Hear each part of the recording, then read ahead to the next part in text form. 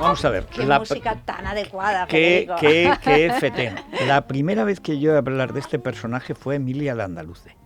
Dice, pero tú no conoces la historia del rey de los maricas, que escandalizó París. Digo, ¿cómo va a escandalizar nadie a París? Este lo escandalizó, porque si un español se pone a organizar la escandalera, lo organizó. Digo, ¿y por qué no se ha hecho un libro? Dice, ya se hará, porque es un personaje fantástico. Cuando Emilia hizo la biografía del Duque de Alba, que es extraordinaria. Bueno, pues míralo. Pues míralo, que se acaba de publicar El hijo de Eulalia, está en la esfera de los libros, y aquí tenemos a su autor, Eduardo Álvarez. Buenos días, querido, bienvenido. Hola, buenos días, muy agradecido de estar aquí en el programa de Federico. Eduardo, que es un especialista en monarquías, en términos generales, concretamente en España, los Borbones, y creo que, bueno, pues hace un tiempecito desde la esfera de los libros te llamaron proponiéndote que escribieras algo sobre la realeza. Llevas toda la vida dedicándote a ello porque te interesa tanto desde el punto de vista rosa, que hombre, es resultón y tiene su aquel, como desde el punto de vista político, y ahí te pusiste y dijiste, vale, pero ¿quién? Es que a mí cuando me lanzan la propuesta desde la editorial me dicen, queremos que hagas una biografía novelada, ahí es donde a mí me entró el vértigo, porque yo no había hecho nada, absolutamente nada de ficción. Me dicen, queremos que hagas una biografía novelada de algún personaje de la realeza. Claro, yo cuando recojo el guante digo, me voy a autoimponer a mí mismo una condición, y es que no voy a hacer novela de ningún personaje de la dinastía de quien ya haya novelas. Al final me voy a estar comparando, me va a resultar bastante complicado, y bueno, es que es muy difícil encontrar ya personajes de la dinastía de los Borbón que no tengan alguna obra de ficción. Claro. De los de primera línea, todos tienen alguna novela. Y fue en ese proceso cuando de repente empiezo a escarbar, empiezo a buscar de un primo, claro, de un primo, conoces a un hermano, de un hermano a un sobrino. Y entonces me topo con el personaje, y yo sé que esto suena muy pretencioso, lo sé, pero es que a mí me pasó como lo de la obra de Pirandello, lo de los 6 personajes en busca de autor. Yo a mí el personaje me estaba buscando. El personaje decía, Eduardo, bueno, el personaje sácame que no de la hemos tumba, dicho. hazme justicia. Es Luis Fernando de Orleans y Borbón, que fue un infante que escandalizó a la corte de Alfonso XIII, y bueno, que queremos que nos cuentes algo de él, porque la verdad es que hizo de todo, hasta el punto que han intentado borrarlo de la historia. Bueno, pero también hizo cosas buenas por la guerra. Bueno, ahí hay una cuestión, lo que yo le quería plantear precisamente a Eduardo. Una persona tan mal criada como tienen que estar, y más entonces, porque estos no tenían una Leticia para llevarlos así. De hecho, como pasaba pues con Alfonso XIII, con todos, están muy mal criados. Eran las ayas, las nanis, ¿verdad? Muy mal, y además a veces maltratados, y además con dinastías alcohólicas, porque estamos hablando de dinastías completas, alcohólicos, por parte de padre, por parte de madre. Bueno, huérfanos, unos niños huérfanos. Sí, pero huérfanos con taras sifilíticas, alcohólicas, es decir, que además cosas que luego salen de adultos. Una disfunción genital en este caso. Y hay que decir que además es un trabajo de realmente de inserción dinástica, y el portfolio, como dicen ahora, es decir, las fotos que salen, que hay muchas fotos en medio, algunas impresionantes, la foto de Isabel II con su marido, con Francisco de Asís, de viejos, ella que es como una mesa de la Camilla inmensa, digo, parece el mundo de Concha Piquer, donde lleva todos los trajes y tal, porque es que es una bola inmensa, y él ya viejecito. Bueno, y la de chiquitillo, que tendrá 5 o 6 años, con una cara de pillo que dices, madre de Dios, la que va a liar, ¿no? Pero ¿cómo hay un momento en que eso se rompe? Sí. Pero normalmente las personalidades se van haciendo en los primeros años.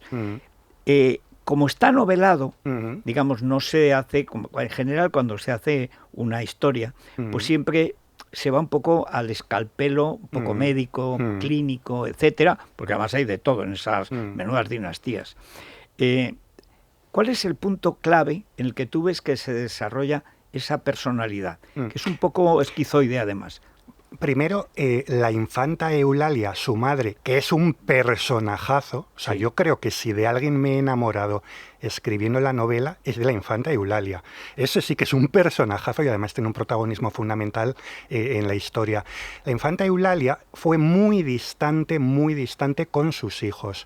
Y hay un momento en el que al personaje, siendo todavía niño adolescente, por responder lo que comentabas, Federico, en el que a él se le tiene que hacer ya una intervención muy complicada porque él nace con una malformación genital y él, ese momento, si tuviéramos que buscar ese momento clave, yo subrayaría ese momento, es cuando él, además de empezar a sentir muchos complejos, empieza a cambiar absolutamente su carácter y pasa de ser un niño, digamos, cariñoso, un niño, bueno, que tenía una relación como de muy buen trato con todo el mundo. Complejo de Edipo. Eso es, y las dos cosas, ¿no? O sea, yo creo que esa relación tan distante de la madre que la infanta Eulalia es que era de armas tomar, y esa operación, insisto, que a él le deja como muy traumatizado, yo diría que es el momento al que hace referencia Federico. ¿Qué años tiene entonces? En ese momento era un chaval, todavía no había llegado a la adolescencia.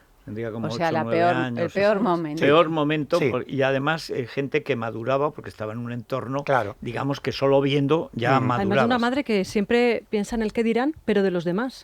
Sí, o sea, porque ella está todo el día ella vamos, con los amantes, con un amante. A vida hominis. Aparte que intentó divorciarse, ¿no? Que eso era algo insólito en estamos hablando de una época en la catolicísima España en la que, por supuesto, el divorcio ni estaba ni se le esperaba. Lo que pasa es que ella ya vivía en París, ella llevaba ya instalada un tiempo en París y amenaza con acogerse a las leyes francesas y amenaza con el divorcio. Al final es el palacio el que tiene que mediar, el que tiene que intervenir para llegar a un acuerdo de separación legal entre la infanta Eulalia y su marido, que es también infante, ellos dos son primos carnales. A la infanta Eulalia y a su primo, el hijo de Montpensier, que antes hablabais de él, el asesino claro, les obligan a casarse. Alfonso XII, en su lecho de muerte, obliga a su hermana Eulalia a prometerle que se va a casar con el primo, porque en ese momento hay que garantizar la continuidad dinástica. En ese momento preocupa mucho el futuro de la dinastía, no se sabe todavía. Bueno, es que ha muerto además la hija de Montpensier, muere,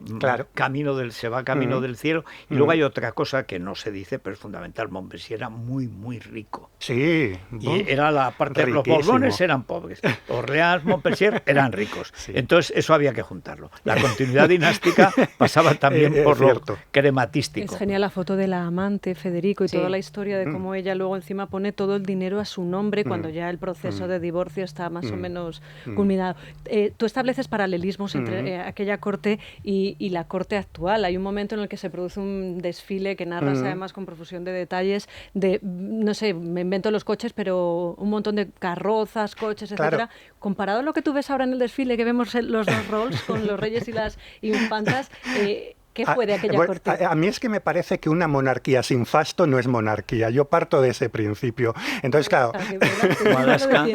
Dice, hombre, si se democratiza la monarquía, pues chico, ya, ¿para qué, no? El fasto y la monarquía deben de estar unidos. Mira, en los países donde hoy en día la tradición monárquica es más sólida, donde las encuestas dan unos niveles de aceptación más altos a la institución, por supuesto el Reino Unido, pero me da igual que hablemos de Holanda, que hablemos de Dinamarca, es que son monarquías en las que eso del fasto, lo mantienen con todo su esplendor. Y nuestra dinastía era así. Era así hasta la proclamación de la Segunda República. Luego ya, con esta nueva monarquía que nos inventamos, que algunos no querían decir que esto fuera monarquía, sino que esto era el régimen juancarlista, que no se sabe muy bien qué era eso. Bueno, empezando por Juan Carlos, que decía que era republicano. Claro. Vamos, ¿alguien se imagina a Alfonso XIII, aunque sea Alfonso XIII, que ya era golfo, diciendo yo soy un rey republicano? Claro. Como que es republicano, entonces no es usted rey.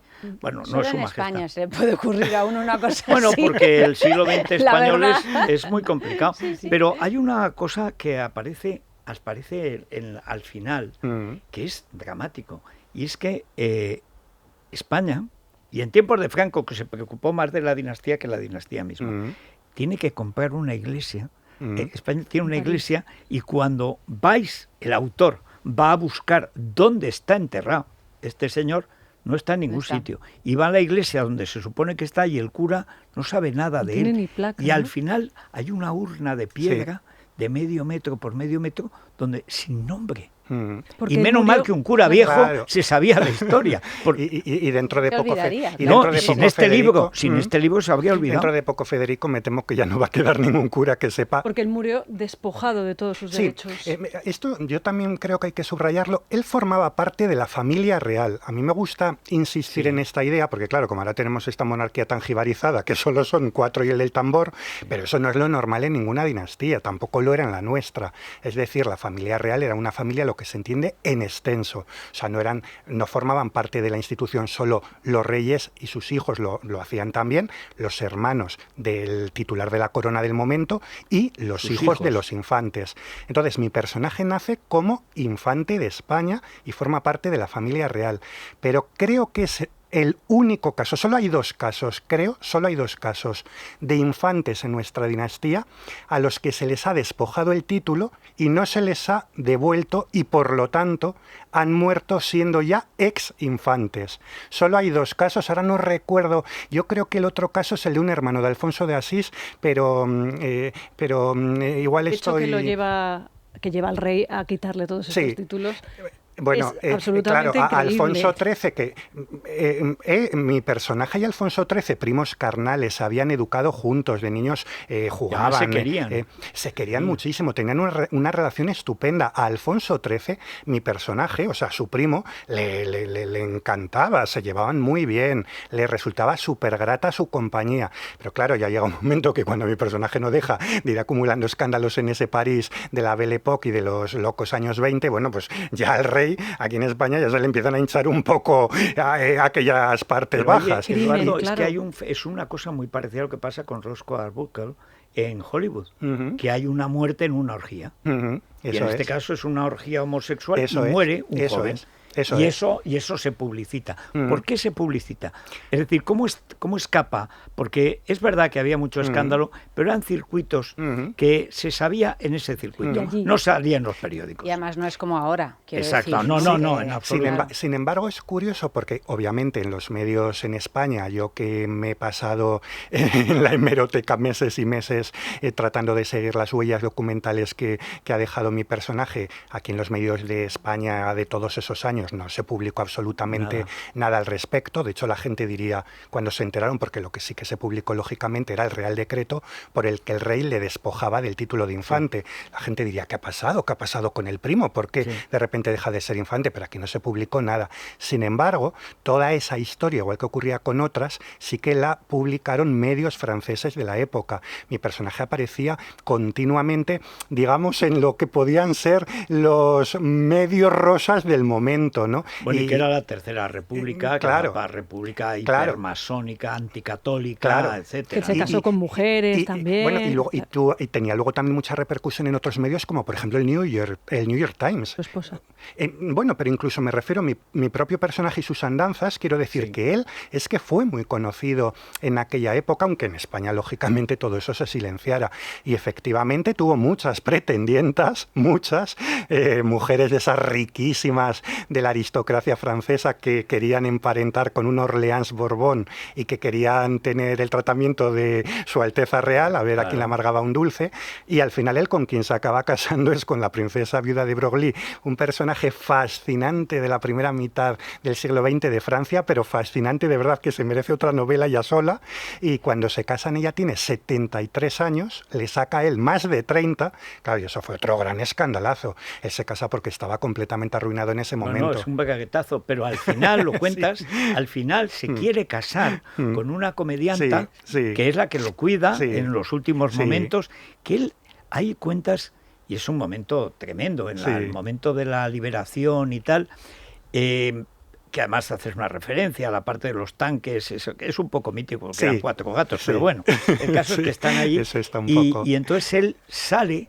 Me ha recordado el final del Duque de Alba, que cuenta también Emilia, y se viste de punto en blanco, el caso del Duque de Alba, porque va a ver al amor de su vida, Anna de Battenberg, que siempre, en fin. Y este es para la calle, y sale por última vez. Y quiere casarse, y entonces dilatan, difieren y enredan en la burocracia española para que no lleguen los papeles y no se pueda casar con esta pobre mujer. La madre.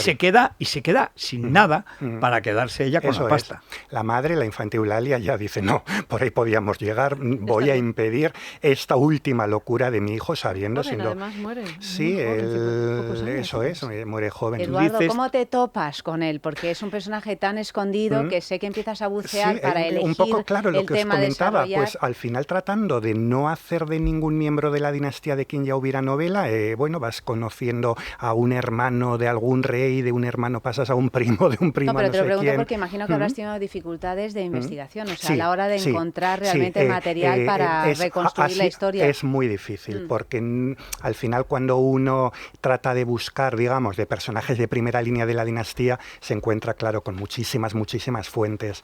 Para rastrear y seguirle la pista a mi personaje ha sido una tarea hercúlea, la verdad es que ha sido complicado. Pues ya puedes descansar de los trabajos de Hércules porque te ha salido un libro muy interesante y además ahora pues a esperar que hagan la serie. Ojalá. Porque alguna vez los que hacen series en España sabrán algo de historia de España.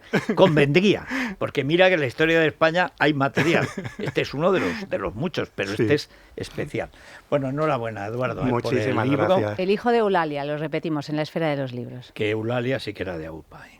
Bueno, es que De aquí armas. solo Más queda mala, peligro, más quiero mala decir. que un dolor. Sí. Dice- Bueno, O sea, media el novela hijo era el suya. bueno. Y muy protagonista de la novela porque... La mitad es suya, Sí, de hecho. sí. Bueno, Divecol. Para el colesterol, Sí, Federico. señor, dos cápsulas. pastillitas a dormir y por las arterias niqueladas por la mañana. Pues mira, en la Parafarmacia El Corte Inglés o en Parafarmacia Mundo Notaro encontramos Divecol. Y hacemos una pausa y hablamos de Posidonia, de esa línea fantástica que tenemos también Sí, de tratamiento de nuestra el cara. agua micelar. Para limpiarnos las corbatas, como dices tú, Sí, para señor. limpiar la Oye, cara. lo único que consigue acabar con el maquillaje. El agua micelar. Bueno, el maquillaje en la cara y en las corbatas, claro. Claro, es que yo lo uso todas las noches. Claro, en la pero tú no corbata. llevas No, en la corbata... Es dramático. Pues te sentaría muy bien la corbata. Mira, yo cuando tenía 15 años yo llevaba corbata. Llevabas, Tuve un bueno, momento sí, así. hubo una época que se ¿Ves? llevó. Sí, Se sí. llevó.